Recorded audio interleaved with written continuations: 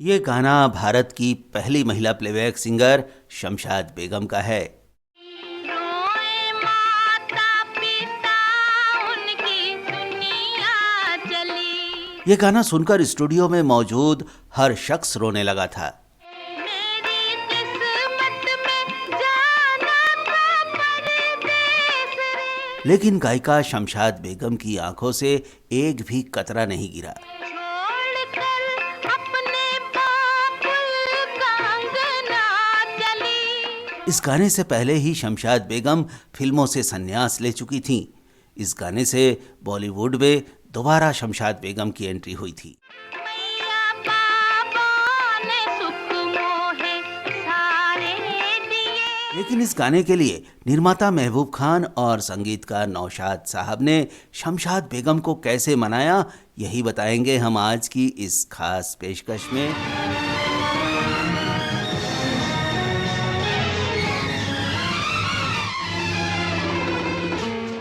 निर्माता निर्देशक महबूब खान 1957 में जब मदर इंडिया लेकर आए, तब किसी ने नहीं सोचा था कि वो पर्दे पर एक ऐसा अद्भुत संसार उतार रहे हैं जिसकी कहानी और घटनाएं तो बहुत मामूली है, क्योंकि उस समय के ज़्यादातर ग्रामीण आबादी वाले भारत में हर आदमी अपनी चारों तरफ ऐसी ही घटनाएं देखता था। लेकिन इन देखी सुनी घटनाओं को महबूब खान ने जिस तीव्रता और जिस गहराई के साथ फिल्मी पर्दे पर उतारा, उससे ना केवल मदर इंडिया कल्ट फिल्म बन गई, बल्कि इसका एक एक सीन दर्शकों के दिल और दिमाग में स्थायी रूप से छप गया।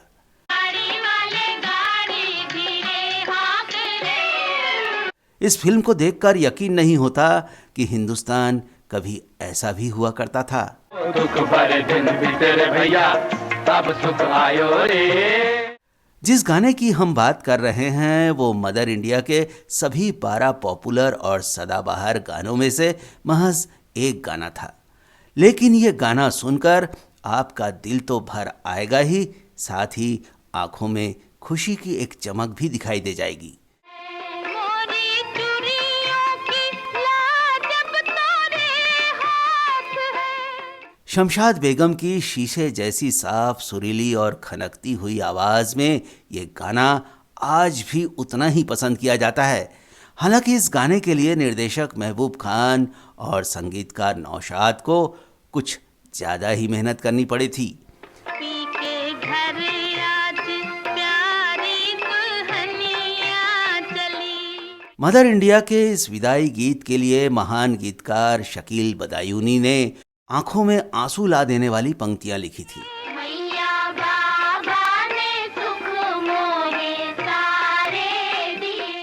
इन्हें पढ़कर महबूब खान और नौशाद जी को ये समझ आ गया कि इस गाने को गला खोल के अगर कोई गा सकता है तो वो कोई और नहीं बल्कि सुरों की मलिका शमशाद बेगम ही गा सकती हैं। पी के घर आज प्यारी दुल्हनिया चली। कि उनकी आवाज पूरी तरह गॉड गिफ्टेड थी। उन्होंने इसे निखारने के लिए कोई औपचारिक ट्रेनिंग नहीं ली थी। दुनिया का मजा ले लो, दुनिया तुम्हारी है, दुनिया तुम्हारी। बचपन में स्कूल से उनके सुरों का जादू फैलना शुरू हो गया और फिर 1971 तक वो लगातार गाती रहीं। पहला पहला प्यार भर के आंखों में खुमार जादू नगरी से आया। शमशाद बेगम का गजब का जलवा था। उससे पहले की नायिकाएं खुद गाना भी गाती थी, लेकिन बहुत रूढ़िवादी परिवार से आने वाली शमशाद बेगम ने अपने पिता को ये वचन दिया था कि वो सिनेमा में अपना चेहरा कभी नहीं दिखाएंगी और हमेशा बुर्का पहनकर ही गाना गाएंगी। कभी यार कभी पार लगाती रे नजर। पहले वो सिर्फ लाहौर और पेशावर रेडियो स्टेशन पर गाती थी, लेकिन उनकी शोहरत लगातार बढ़ती जा रही थी। उनके गाने सुनकर महबूब खान ने उनको मुंबई आने का न्योता दिया था। वो जब उनसे मिलने लाहौर पहुंचे तो उनके पति गणपत लाल बिट्टो से उनकी मुलाकात हुई। शमशाद बेगम ने अपने परिवार की मर्जी के खिलाफ गणपत लाल से शादी की थी। बावजूद उनके परिवार ने उनसे संबंध नहीं तोड़े। महबूब खान ने जब गणपत लाल को मुंबई में आलीशान फ्लैट, कार, आने जाने की सुविधा और हर ज़रूरी सामान देने का वादा किया तो वो मान गए। लेकिन शमशाद बेगम के अब्बा फिर अड़ गए। तब महबूब खान ने उनसे कहा कि कब तक आप अपनी इस बेटी को कुएं का मेढक बनाकर रखेंगे, इसे समुद्र में छोड़िए, इसकी आवाज़ पूरी दुनिया सुनेगी। इस तरह की कई और बातें कहकर महबूब खान शमशाद बेगम और उनके पति को मुंबई ले आए। मेरे पिया गए रंगून, किया है वहाँ से टेलीफोन, तुम्हारी याद सताती है। महबूब खान ने जो भविष्यवाणी की थी, शमशाद बेगम ने बॉलीवुड में वैसा ही नाम कमाया, इसलिए वो महबूब खान का एहसान मानती थी। उन्होंने करीब 5000 गाने गाए और आज भी उनके गानों पर सबसे ज्यादा रिमिक्स बनते हैं। दुनिया का मजा ले लो, दुनिया तुम्हारी है, कहीं पे निगाहें, कहीं पे निशाना, हमका फसाना किसको सुनाए। मेरा क्या नाम रे, नदी किनारे गाँव रे, या दिल में आना रे, आके फिर ना जाना रे। शमशाद बेगम अपने जमाने की सबसे महंगी गायिका थी। वो इतनी बड़ी हस्ती थी कि लता मंगेशकर, किशोर कुमार और संगीतकार मदन मोहन ने उनके लिए कोरस भी गाए। दिया में आग लगाती है, मेरे पिया के रंग। सब ठीक चल रहा था, तभी साल 1955 में गणपत लाल की मौत हो गई। इसके बाद शमशाद बेगम ने गाना छोड़ दिया और अपनी बेटी उषा की परवरिश में लग गई। वो गाने के ऑफर लगातार ठुकरा रही थी। 1 साल तक वो फिल्मों से दूर रहीं, लेकिन उस जमाने के फिल्मकार बहुत जिद्दी होते थे।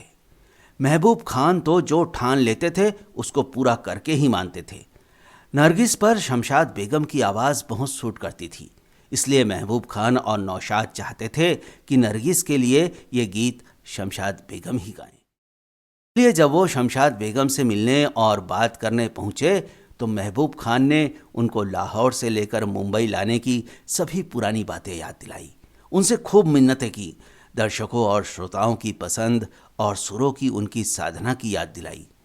तब कहीं जाकर शमशाद बेगम का दिल पिघला और वो मदर इंडिया में गाने के लिए तैयार हो गई। पी के घर आज प्यारी दुल्हनिया चली। करीब 1.5 साल बाद जब शमशाद बेगम ने सफ़ेद साड़ी पहनकर ये गाना रिकॉर्ड किया तो रिकॉर्डिंग स्टूडियो में मौजूद हर शख्स भावुक हो गया। सबकी आंखों में आंसू थे, लेकिन शमशाद बेगम की आंखों में नमी नहीं आई। उन्होंने कहा था, मैं एक आर्टिस्ट हूँ, रोने के लिए तो सारा दिन सारी रात पड़ी है। अपने करियर की दूसरी पारी में उन्होंने मदर इंडिया में 4 गाने गाए और सब के सब सुपर हिट हुए।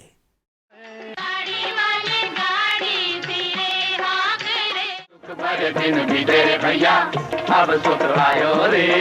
रंग जीवन में नया लायो री, आई रे कन्हई रंग झलके, सुना दे जरा बांसुरी। इसके बाद करीब 15-16 साल तक वो फिल्मों में गाती रही। हालांकि उन्हें 1940 और 1950 के दशक जैसी लोकप्रियता कभी नहीं मिल पाई। हमें दिल से जरा दामन बचा कर हम भी देखेंगे। 1971 के बाद वो हमेशा के लिए फिल्मी गीतों से दूर हो गई। उन्हें 2009 में पद्म भूषण दिया गया। उनका निधन 2013 में हुआ था, जिसके बाद उनकी अंतिम इच्छा के अनुसार उनका मुंबई में ही गुपचुप तरीके से अंतिम संस्कार कर दिया गया। इस वीडियो में आज इतना ही दोस्तों। उम्मीद है कि आपको ये पेशकश पसंद आई होगी। वीडियो देखने के लिए आपका बहुत बहुत धन्यवाद।